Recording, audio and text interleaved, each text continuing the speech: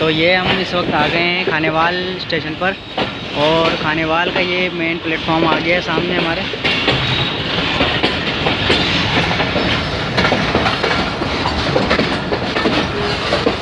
और देखते हैं अब ये कौन सा प्लेटफॉर्म पे जाके हमारी ट्रेन रुकती है। स्टेशन और कुछ मालगाड़ी भी खड़ी है और ये शायद रिफर्बिश के लिए जाने वाली, जिसमें ऑयल टैंकर हैं, कुछ वैगन हैं।